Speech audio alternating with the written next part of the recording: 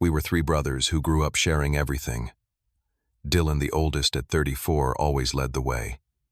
I was Gregory, 30 years old, the middle child who kept everyone connected, and Marcus, 27, the gentle soul who saw good in everyone. Our childhood was filled with late-night basketball games in the driveway, Dylan teaching Marcus to drive stick shift while I captured it on camera, and Sunday dinners where Mom's lasagna brought us together without fail. When Marcus met Jenna 3 years ago, she became part of our circle instantly. Their wedding was 2 months away. Dylan volunteered to be the best man. I was designing the reception space, using my construction engineering skills to create something beautiful. Jenna seemed perfect for Marcus, soft-spoken and kind, the type who remembered everyone's coffee order. I should have noticed the way Dylan looked at her that Thanksgiving dinner. But I trusted my brother. Before I tell you what shattered everything we built together, I want to know, where are you watching this from? Drop your city or country in the comments below.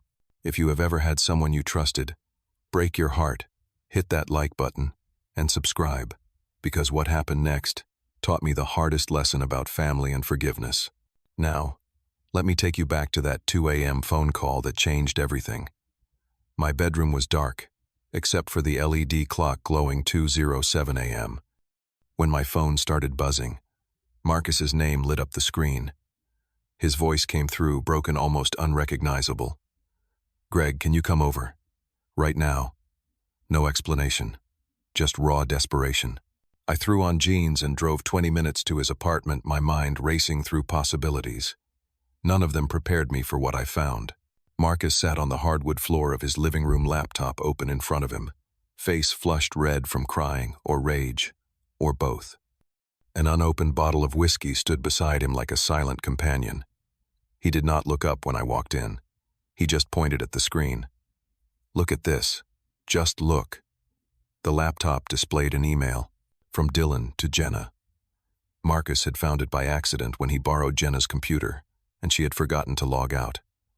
The words on that screen felt like they were written in a language I did not want to understand. Dylan confessed feelings for Jenna, talked about their special connection, asked if she felt it too. The date stamp showed 3 weeks earlier. 3 weeks of secret conversations while Marcus planned centerpieces and hired a DJ. "This has to be a misunderstanding," I said, even though my stomach already knew the truth. Marcus handed me Jenna's phone without a word. The text message thread between her and my oldest brother scrolled on for days, weeks. This was not one-sided infatuation. Jenna had responded. She had encouraged it. I sat down hard on the floor next to Marcus and started reading. "I cannot stop thinking about our conversation last week," Dylan had written. "Me neither," Jenna replied. "This is so wrong, but..." The next message from Dylan cut deeper. "Marcus is my brother, but what I feel for you is different than what he can offer." Jenna's response came 6 hours later, sent while Marcus was working a night shift at the school, where he taught. "I need time to think. The wedding is in 6 weeks. The timestamps told their own story. Every message came during Marcus's evening classes when he stayed late grading papers. Phone calls happened on nights Marcus worked overtime. One text from Jenna made my hands shake. "He just asked me about centerpieces for the reception." I felt sick lying to his face. "That son of a..." I started, then stopped. "Dylan is my brother, but this..." I could not finish the sentence. Marcus stared at the wall, his voice hollow. "You know what the worst part is? Dylan called off his engagement to Sarah 3 months ago, said he was not ready for marriage. I thought he was going through something. I tried to be there for him." The timeline clicked into place with sickening clarity. Dylan had ended his own engagement 3 months prior. Within weeks, the messages to Jenna started. This was not accidental. This was calculated. The next morning, Marcus and I showed up at Dylan's law office at 8 a.m. sharp. His corner office on the 15th floor overlooked downtown, diplomas lining the walls like trophies. Dylan's face went from surprise to pale in seconds when he saw us. "What are you guys doing here?" Marcus threw Jenna's phone onto Dylan's mahogany desk. "Read it, out loud." Dylan picked up the phone, his hands trembling slightly. "Marcus, I can explain," but I cut him off before he could spin whatever story he had prepared. "Explain what?" that you have been messaging his fiancée behind his back, that you have been planning this since you dumped. Sarah Dillon set the phone down carefully like it might explode. It is not what it looks like. Jenna and we just connected. I never meant for this to happen. His lawyer voice was failing him, cracks showing through the professional polish. Marcus stood up so fast his chair rolled backward and hit the wall. You never meant. You are my brother Dylan. I introduced you two at my birthday party last year. I trusted you to be my best man. His voice rose with each word, and I saw people in the hallway turn to look through the glass walls. Dylan tried to defend himself, his own voice rising. I tried to fight it. I called off my own wedding because I realized I do not love Sarah the way I feel about Jenna. He looked at Marcus with something that might have been pleading. I am sorry, but I cannot help who I love. So you destroy Marcus's life instead. I stepped between them. What kind of logic is that? Dylan turned back to Marcus. I was going to tell you. I was going to talk to you this week. The weakness of his defense hung in the air. Marcus laughed, but there was no humor in it. A week before my wedding. How generous of you. He grabbed the phone and walked toward the door. I followed, leaving Dylan standing in his expensive office surrounded by all his achievements that suddenly meant nothing. That afternoon, Jenna appeared at Marcus's apartment. I had stayed with him, worried about leaving him alone. She looked terrible, face, pale eyes, swollen from crying. She knew Marcus had read the messages because Dylan had warned her. I need to explain myself, she said from the doorway. There is nothing to explain, Marcus replied, his voice eerily calm. You and my brother have been carrying on behind my back. Pretty straightforward. Jenna started crying. I never wanted to hurt you. It just happened. The oldest excuse in the book, and somehow she expected it to work. But Marcus was not buying it. When did it start? When did you decide my brother was better than me? She flinched at the directness, but he pushed on. Was it his money, his success, his corner office? It is not about that, she protested. Dylan understands me in ways that I am sorry, Marcus. You are a wonderful person, but we do not have that deep connection. She actually said that. Standing in his apartment, wearing the ring he had saved 8 months to buy, she told him they lacked connection. Not exciting enough. I could not stay quiet. Not successful enough like lawyer Dylan. Not good enough for you. She looked at me, tears streaming down her face. But I felt nothing. No sympathy. Just disgust. Jenna tried to defend Dylan then. It is not about comparison. It is about soul connection. Something real. She reached up and removed the engagement ring, placing it on the coffee table where it caught the afternoon light. I cannot marry you, Marcus. It would not be fair to either of us. Get out, Marcus said quietly. Both of you just get out of my life. His composure was breaking, voice starting to crack. Jenna left, leaving the ring behind like it meant nothing. After the door closed, I sat with Marcus in silence. Minutes passed, maybe an hour. Finally, he broke. I thought she was the one, Greg. I really did. He cried, then deep sobs that shook his whole body, and all I could do was sit there and let him grieve. 1 week later, our family gathered for Sunday dinner at our parents' house. This weekly tradition had survived 15 years without interruption. Until now. Mom had set 5 places out of habit, then removed one when she remembered. Dad sat at the head of the table, quiet in a way that scared me more than yelling would have. Marcus picked at his food. Dylan's empty chair felt like a black hole. Mom cried through most of the meal. How could Dylan do this? I raised him better than this. She kept saying it like a prayer, like repetition might change reality. Dad finally spoke up, his voice controlled but strained. He called me yesterday. Wants to bring Jenna to Sunday dinner next week. Marcus's fork clattered onto his plate. If he shows up, I am leaving. I am serious, Dad. I cannot be in the same room with him. Dad looked torn between his sons, trying to find middle ground where none existed. He wants to explain himself properly, to all of us, but the explanation did not matter anymore. The damage was done. Mom wanted to believe family could fix this. Maybe if we all talk calmly, we can work through it. She was grasping at hope that did not exist. I shook my head. Dylan is still our son, still our brother, but what he did is unforgivable. You cannot ask Marcus to sit across from the man who stole his future. Marcus gave them an ultimatum then. It is him or me. I cannot pretend everything is fine.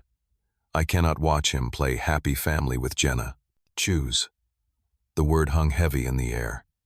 Our parents looked at each other, decades of marriage giving them silent communication. Dad spoke for both of them. We will cancel Sunday dinners until things settle down. But we all knew things would never settle down. Some fractures do not heal. 2 weeks passed. Dylan posted a photo on Facebook. Him and Jenna at some upscale restaurant, her laughing at something off camera, his arm around her shoulders. The caption read, "Sometimes life brings unexpected blessings. Grateful for this beautiful soul." He tagged Jenna and changed his relationship status to "in a relationship." The comments section exploded. Friends and relatives who knew Marcus was supposed to marry Jenna just weeks ago responded with shock and anger. Some people supported Dylan with generic, follow your heart messages, but most condemned him.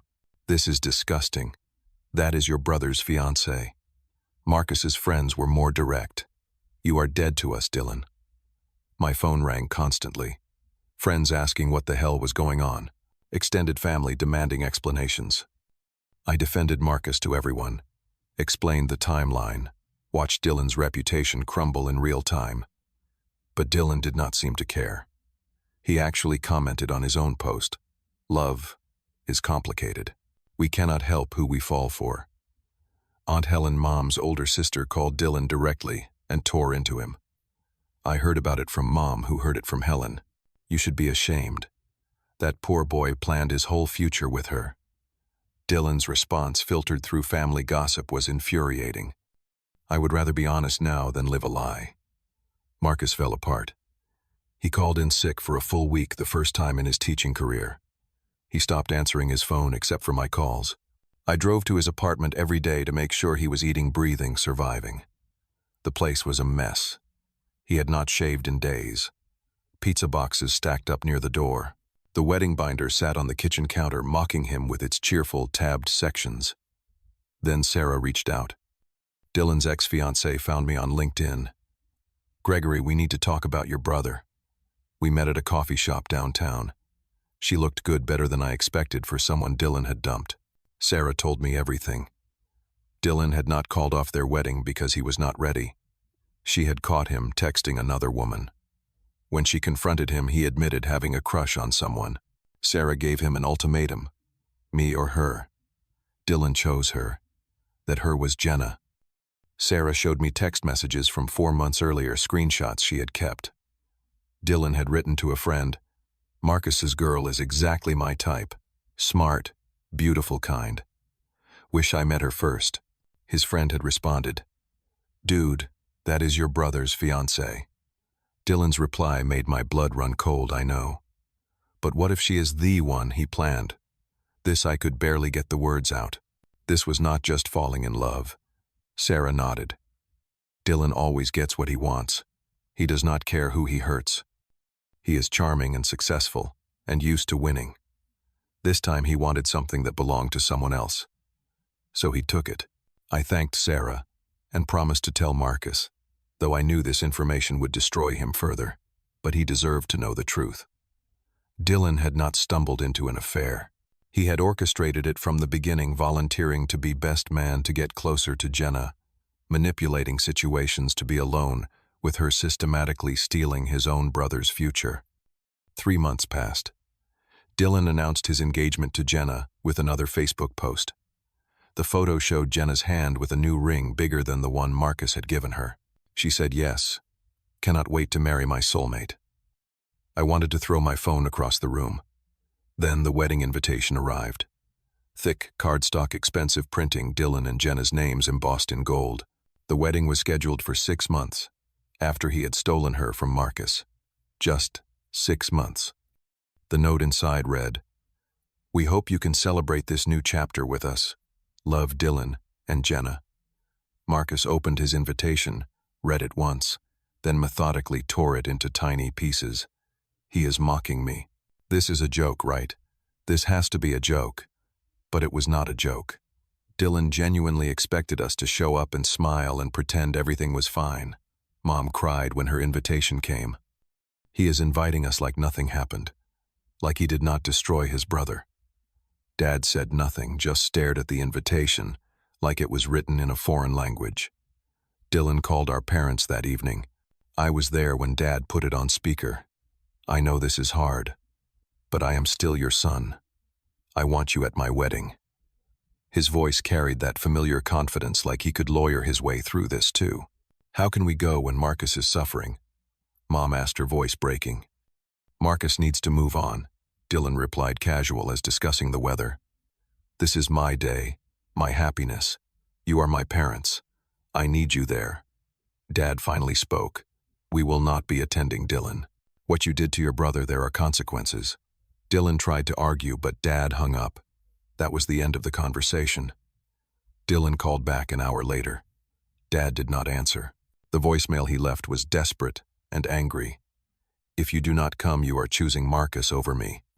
I will not forgive you for missing the happiest day of my life. Fine. Have it your way.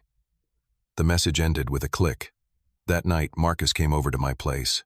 We sat on my back porch drinking beer, watching the sun go down. He thinks we will just forgive him, Marcus said quietly.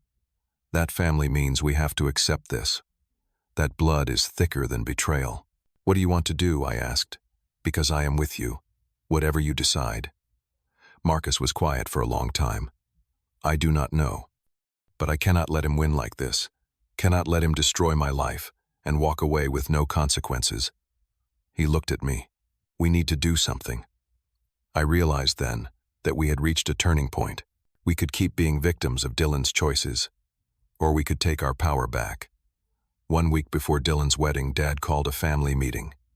Just him, me, and Marcus. Mom was there too, but she mostly listened. We sat around the kitchen table where we had shared thousands of meals, and Dad laid out a plan. Boys, I have been thinking. Dylan needs to understand consequences, real ones, not just us being upset. He looked at Marcus. What he did to you, it cannot stand. Family does not treat family this way. What do you mean? Marcus asked. Dad pulled out a folder. Financial documents. Dylan still owes me $30,000 from when he started his law practice. I gave him that money as a gift, or so I thought. But it was technically a loan. He signed papers. I am calling it in, all of it. 30 days. Marcus's eyes widened. Dad, that will hurt him financially. Good, Dad said simply. He hurt you. Turnabout is fair play. Mom nodded in agreement, her face set in grim determination. But we did not stop there.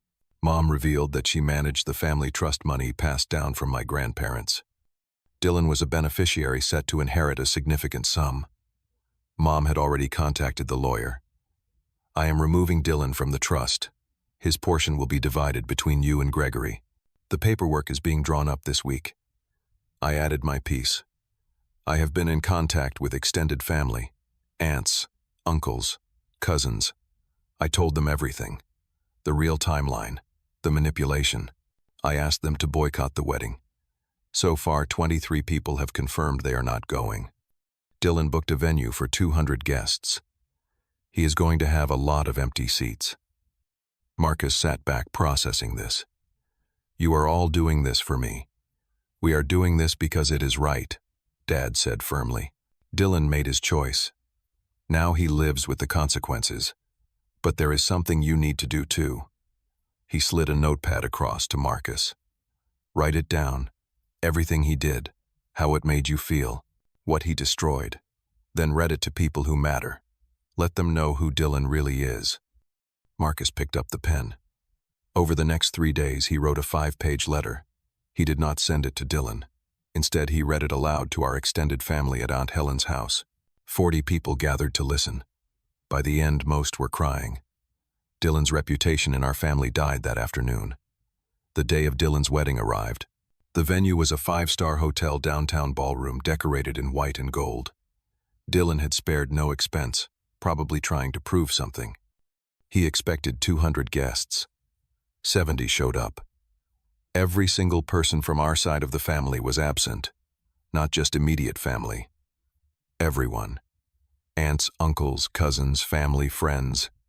Gone. We heard details later from a coworker of Dylan's, who attended out of obligation. Dylan kept checking his phone during the ceremony, clearly waiting for family to show up at the last minute. Jenna's parents were there but looked uncomfortable the whole time. There were no groomsmen because Dylan's friends had refused. No speeches during the reception because nobody wanted to stand up for them. A friend of Jenna's later told us that Jenna cried in the bathroom after the ceremony. She had overheard her saying, "What have I done? His whole family hates us." Dylan tried to comfort her, promising they would come around. That time heals everything. But we had no intention of coming around. That same evening, while Dylan married Jenna, in front of a mostly empty room, we hosted dinner at our parents' house. 40 people came. Extended family, Marcus's close friends, people who actually cared. We did not mention Dylan once. Instead, we celebrated Marcus's new position as vice principal at his school, a promotion he had just accepted. It was a beautiful evening filled with love and support. Everything Dylan's wedding was not. A month later, Dad's lawyer delivered the demand letter. $30,000 in 30 days. Dylan called Dad, panicking. "Dad, I do not have that kind of cash right now. The wedding, the honeymoon, we spent everything." "You should have thought about that before," Dad replied calmly, then hung up. Dylan was forced to sell his Mercedes, the car he loved, showing off to pay back the loan. Mom's paperwork removing him from the family trust was finalized the same week. The social consequences kept piling up. Aunt Helen made a public Facebook post. "Blood does not mean tolerating betrayal. Family is earned, not given." She tagged several family members who shared it. Dylan and Jenna became pariahs at family events they were not even invited to. At Dylan's law firm, the partners had heard about the scandal through social circles. They did not fire him, but they passed him over for the senior associate position he had been promised. One partner quietly told a mutual acquaintance that moral character matters in our firm. Dylan's career advancement stalled. Sarah stayed in touch with me, feeding information she got through mutual friends. Dylan and Jenna's marriage was strained. Jenna had not expected the isolation, the loss of friends, the family rejection. She missed her old life. Arguments between them increased. She had traded Marcus's genuine love for Dylan's obsession, and reality was setting in. 1 year after the betrayal, Dylan showed up unannounced at our parents' house. It was Marcus's birthday dinner, an event we had started having regularly again. Dylan knocked on the door. Mom opened it and froze. "Please," Dylan said. "I miss you all. Can we talk?" He looked thinner, tired, older than his 35 years. Dad came to the door. "You are not welcome here today." He started to close it, but Dylan put his hand up. "Wait. Please." He looked past them into the house where he could see Marcus and me at the table. "Marcus, I am sorry. I know I hurt you. But I love Jenna. Cannot you understand?" That Marcus stood up and walked to the door. Dylan's face showed hope for a second. Then Marcus spoke, his voice steady and cold. "Understand. You want me to understand. You did not just take my fiancée. You took my trust, my dignity, my faith in family. You planned this whole thing. You manipulated everyone. And now you want forgiveness. Because what? You are lonely. Your life is not working out the way you hoped." Dylan tried to defend himself. "I thought time would heal this. I thought eventually you would see that Jenna and I are meant to be together." I stepped forward.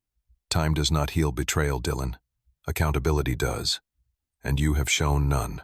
You have never taken real responsibility. Never acknowledged the depth of what you destroyed."